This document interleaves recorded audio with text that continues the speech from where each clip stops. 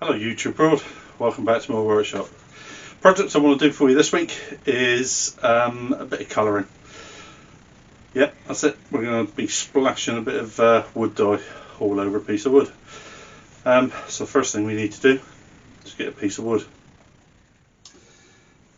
Here's the lump of wood that I'm going to use. And it does look absolutely massive, but we will be losing an awful lot of this. As you see, it was the end of a piece, and where it's dried out there's a lot of cracks running down through there, so I'm probably going to have to cut it off down to about there somewhere to lose those cracks. And if you look on the other end, you can see that tapers down there almost to nothing, so I'm going to have to bring that back to around there somewhere. So all that will be sort of cut away, and I'll get a bowl out of this piece here, somewhere around, hopefully about 12-14 inches, something like that, so it would be quite a sizable bowl. I think if I could end up with a 12-inch piece I'll be quite pleased with that. So first things first, let's get it on the bandsaw. So I've done, I've cut that end off. You see all those cracks in there. There's a lot of radial cracks all come in there, some quite big ones, especially on that end, and all down through there. So I cut them off. That's a piece of wood that I was left. That's around 12 inches high at the moment, but it's still about 18 wide. So what I'll do now is I'll turn that over. I'll find the middle of there and turn it into. Here's the jig that I made up for cutting my bowl blanks. I made a nut up on this end, cut a groove in that piece of wood there, and down this end you can just about see there's a hole in there which coincides with that metal peg that I put in the middle of there. So what I'll do in a minute, I'll lift that wood up, that metal peg will drop straight into that hole there. What I've done now, as you can see, that pin's drops into that piece of wood.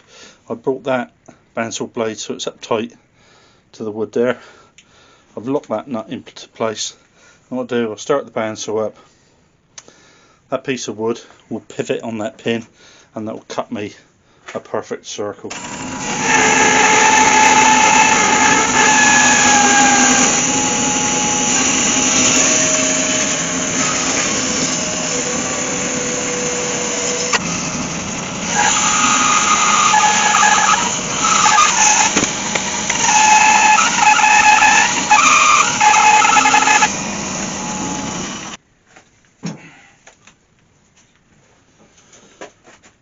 And then we have a perfect circle. Ready to go straight on the lathe. And that dowel there with that hole is exactly the same size to fit on my screw chuck.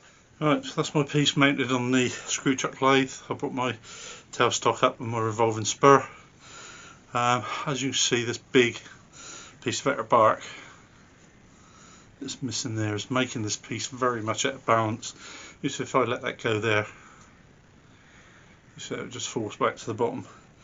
So that means until I can turn some of this away and get down to the same as that, I'm not going to be able to turn my lathe up very high, because that's going to start jumping about all over the place.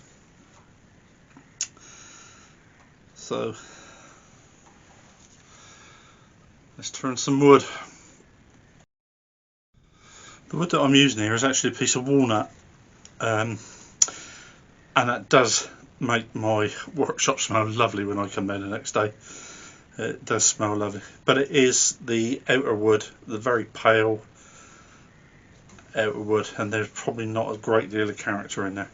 I won't know until I start turning it, but obviously if there is a lot of nice colour in there, I see a bit of sporting starting to run through there. That probably would be sacrilege to start chucking colour on it if it's a nice piece of grained walnut. But we'll turn it up and we'll have a look, see what it looks like.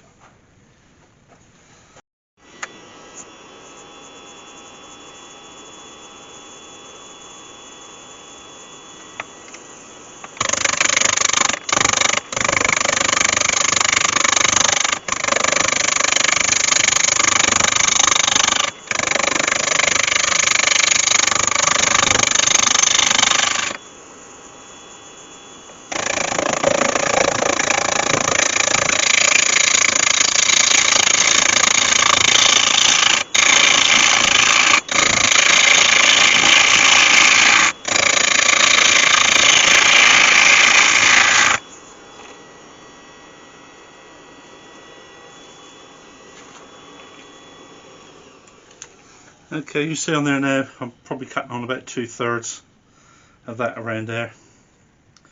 So I just need to get and take some more out of there, and we'll just keep going until we get a clean cut right the way around.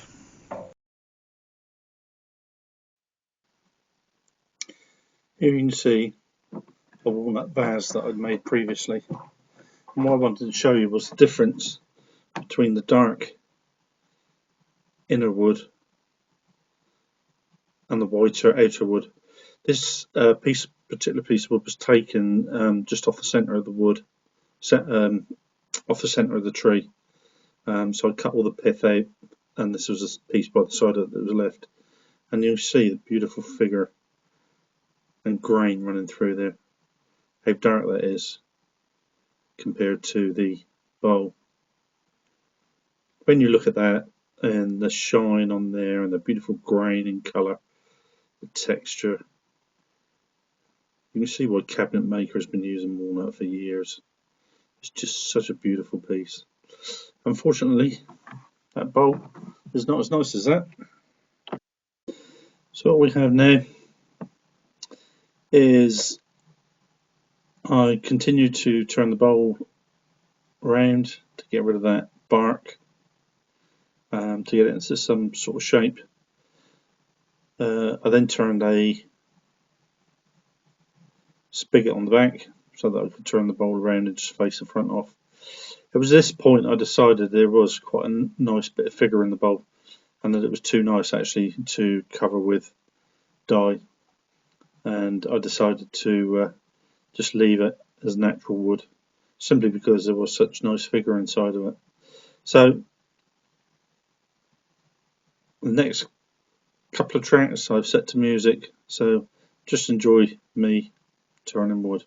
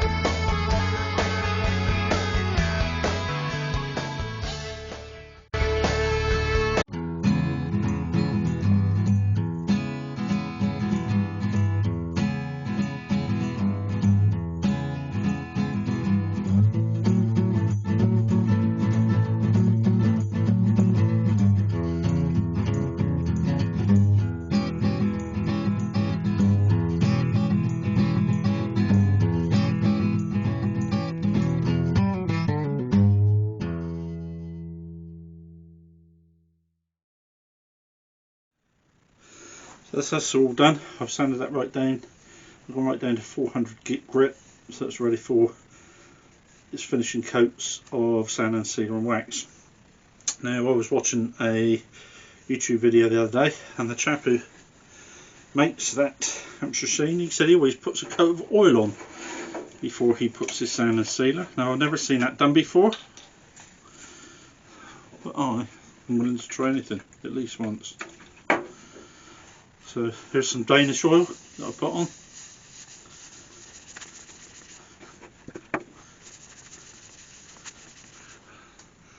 The difference in that between that dark heartwood and that light outer wood.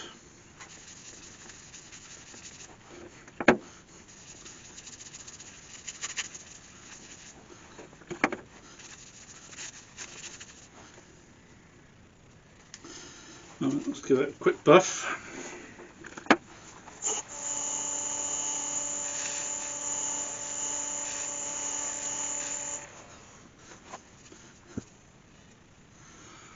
It's a pretty good finish on there already, isn't it? I'll just quickly knock that back with a bit of knife web.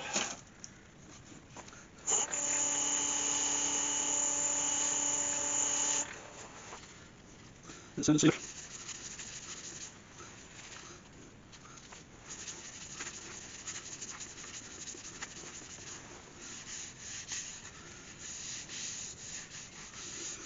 You can hear that where that's raised that grain.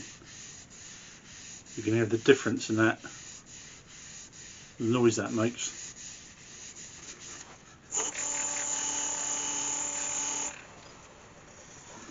So I'll just sand that back with a piece of 400 Abernet.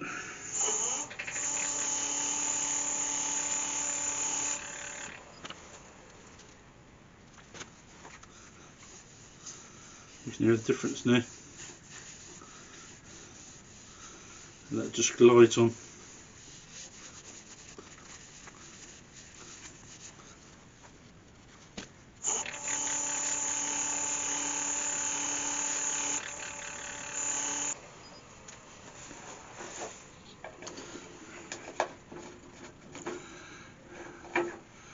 Just put the lid back on the Danish oil.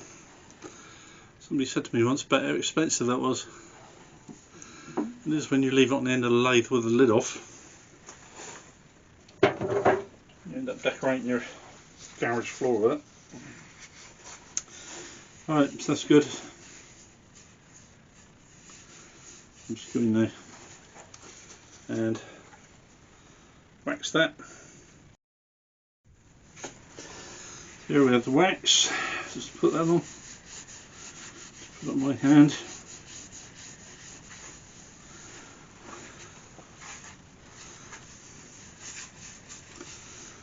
And buff it up.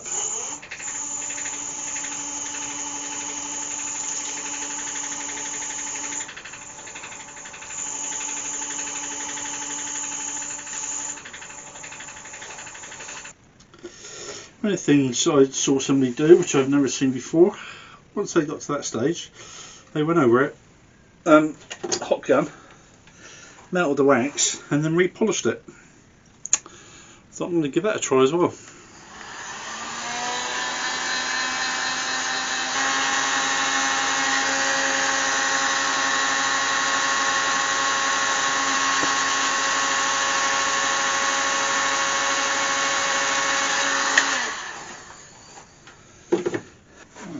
Polish it.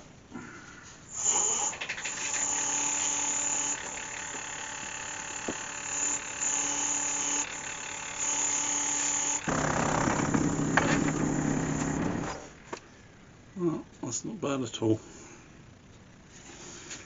Okay, just turn it around and hollow it.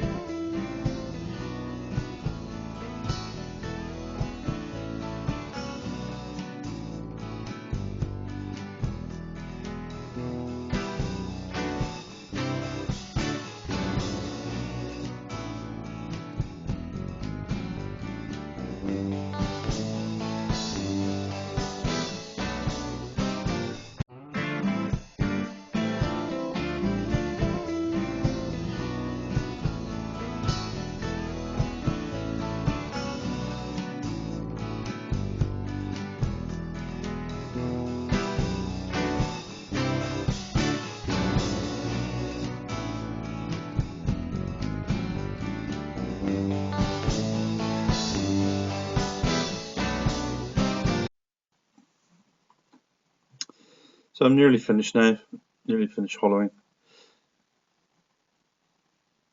I do with walnut, I always leave the shavings on the floor overnight. I don't clean up behind myself for the simple reason those shavings, when you turn walnut, it is the most beautiful smell that it gives off. And you come down the next morning into the workshop and it does smell really nice.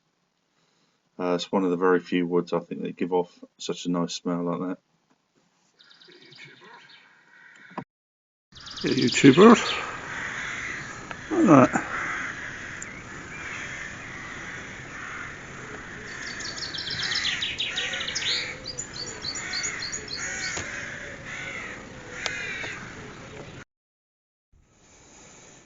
Well, there you go, YouTube world. I promised you a coloured bowl, but instead you got a very nice figured walnut bowl. But I did give you a coloured rainbow, so that may be some consolation. So there you are, YouTube world. Another project finished. Quite a nice little bowl.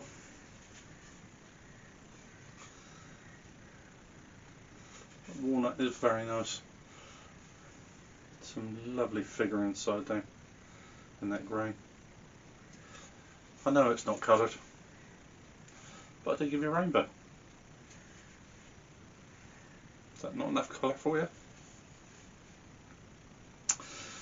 I just finished the outside off, the inside rather. I just finished the inside with just normal sand and sealer and wax, and I don't think it's much different than the outside, to be honest, where I put the oil and melted it, and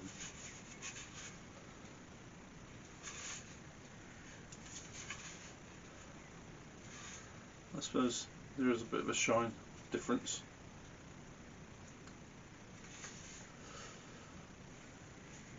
Who knows, maybe I will, maybe I won't. So there we go, that's another project finished for you. It has been quite a nice project to work on.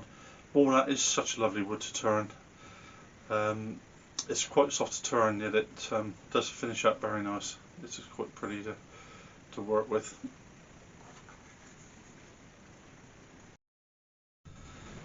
So, as usual, I've been Steve Howe, and I've had another great day in the workshop. So thank you very much for watching. Goodbye.